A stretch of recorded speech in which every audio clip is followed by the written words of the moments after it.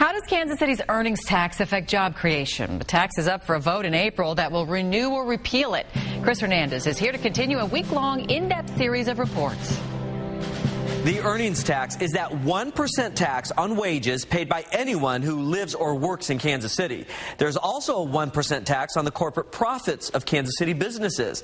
So tonight, we talk with both big and small business on the issue of how the e-tax affects job creation and the decision whether to set up shop in Kansas City. Kids Creations is a resale shop for children's clothing and toys. Pam Moreland had to move the business. She ended up opening in Gladstone rather than staying in Kansas City. We've been here in this location since February 1st. She runs the shop with some help from her husband, Tony. They believe Kansas City should dump the earnings tax. We've had to go on a budget, an extreme budget, over the last few years. I think cities and governments have to do that too. They both pay the tax because they live in KCMO. Eliminating the tax would free up enough to pay a month's rent here.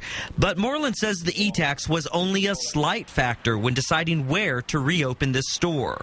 Location and convenience has got to be your top priority, but it is something you think about.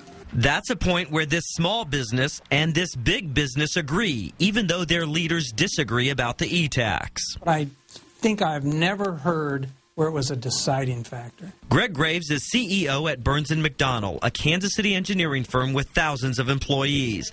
Despite all the talk about whether the e-tax affects job creation, Graves says it's a minor factor when big businesses decide where to locate. I've never talked to a single CEO who said it's truly the reason that made them be here or not be here. And I think that the truth be told, it's 8th, 9th, 10th most important thing on the spreadsheet.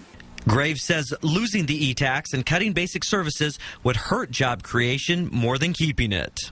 The Show Me Institute says about 1/4 of larger cities nationwide have some type of income tax. It says the national average is 2%, which is twice Kansas City's rate. Philadelphia, though, has one of the highest at 4.5%. Now, the Show Me Institute is connected with Rex Sinkfeld. He is the St. Louis multimillionaire anti-tax advocate who paid for the petition drive and the Proposition A campaign that forced Kansas City to hold April's vote on the earnings tax. Chris Hernandez, NBC Action News.